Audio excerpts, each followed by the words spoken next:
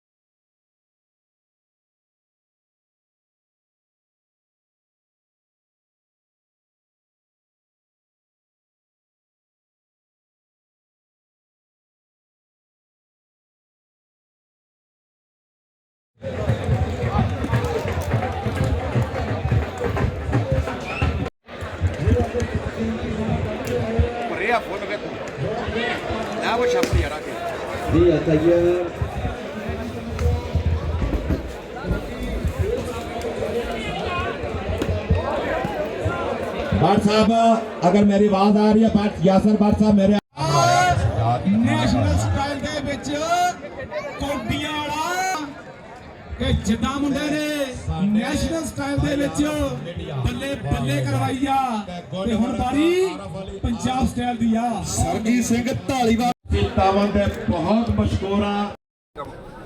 मेरी तरफ से इटली में बसने वाली तमाम पाकिस्तानी कम्युनिटी को मैं दिल की गहराइयों से मुबारकबाद देता हूँ और ख़ास तौर पे इंतज़ामिया को जिन्होंने इस मेले का इनेकाद किया और रौनकें दुबाला की।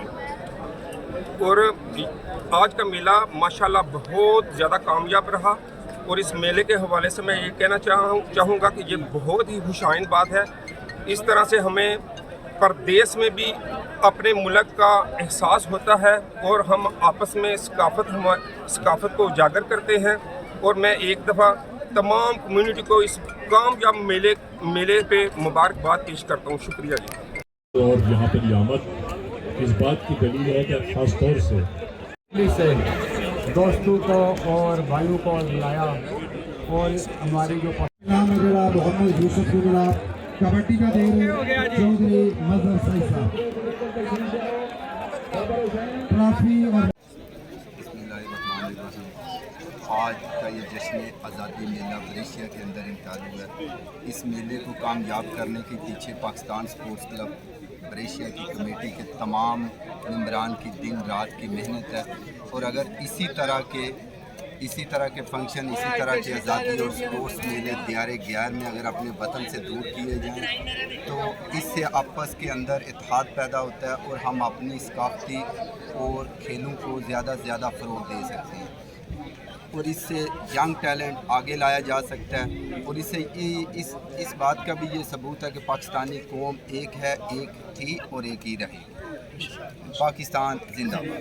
पूरे यूरोप पहले नंबर ते मेला है क्यों असा मेला यूरोप का कोई नहीं छड्डिया कि ये कम्यूनिटी जी है ना वो साडे नाल तामन करती है अपनी पाकिस्तानी कम्यूनिटी ते तफरी का जिहड़ा ना मौका मुहैया करीदा ते ये जाके पब्लिक इंजॉय करती है। ये ज़ात बरेशिया वाले नहीं है, बरेशिया वाले भी साडे नाल तामन करते हैं ते मेहमान भी जिहड़े ने मेहमान नहीं साडे नाल जिहड़े आंदे ने उन्हां दा भी असीं शुक्रगुज़ार हां। ये पार्टिसिपेट भी करते हैं नाल खलाकी भी मदद करते हैं ते माली भी ते इस तरह करके असीं लैके टुरे हाँ ते हैल्प साडी मदद करते हैं। इंशाअल्लाह लैके असीं चलते रहांगे।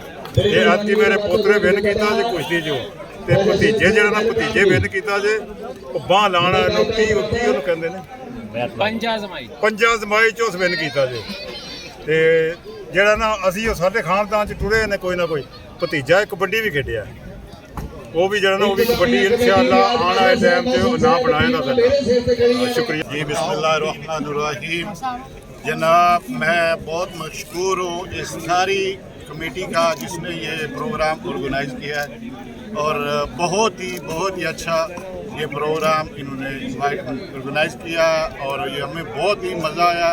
इधर आके मैं इन लोगों को हमेशा अप्रिशिएट करता हूँ, आज भी किया और इनका भी इंशाल्लाह हमेशा इनके साथ हूँ और इनको अप्रिशिएट करता रहूँगा और इनकी कामयाबी में हम इनके साथ हैं।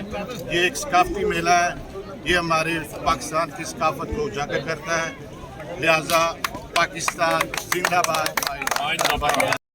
रहीम जनाब, मैं सारी कम्यूनिटी का शुक्रिया अदा करना, खास तौर पर ब्रेशिया कम्यूनिटी ने जोग दर जोग इस मेले शामिल होकर कामयाब किया है।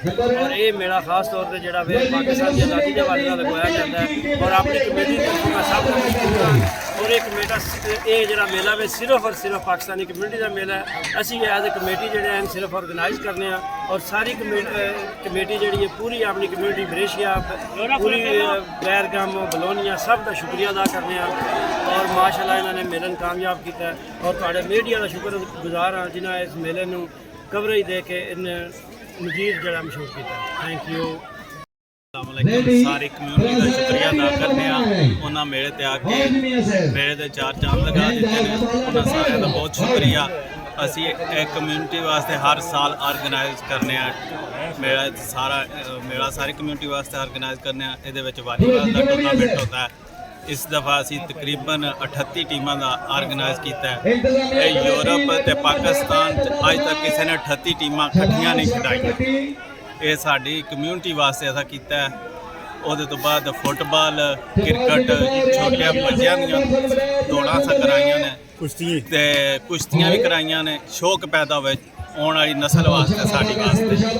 तो असी इंशाल्लाह अगों भी कराते रहांगे आइंदे मेले। तो सारी कम्यूनिटी का शुक्रिया बहुत ज़्यादा कि उन्होंने साढ़े नाल बहुत अच्छा तावन किया। शुक्रिया।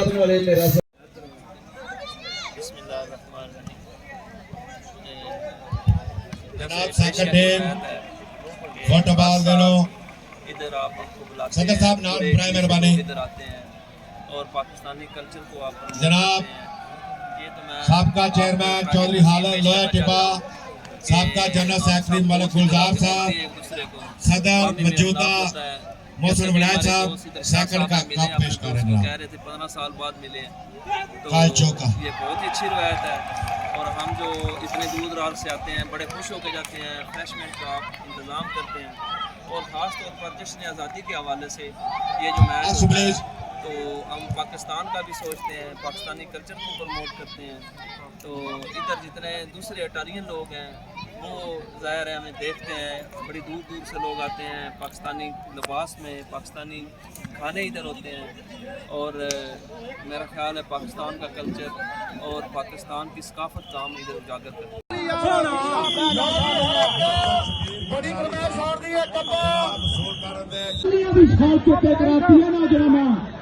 इधर शाजी टिकटॉक वाले कंटे दे आओ मेरे रब्बा और बिलाल आ प्यार फरदी तो आ चक लो होगी नोटा की वर्खा जी। आ पहला टूर्नामेंट देखा जिथे डॉलर वर्गा जिथे डॉलर वर्गा मतलब कि डॉलर वांगू नहीं नाम साडा चलदा कि डॉलर वांगू नहीं और नाम साडा चलदा। ए ढालिया मियां मट्टू वालिया डॉलर चक लो होगी मित्रो।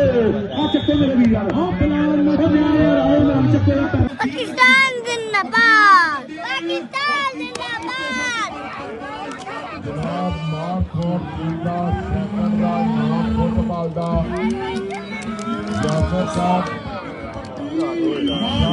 यासर सतीश कटरानी साहब, जनाब सूल कारण शुबैब बड़ाई साहब।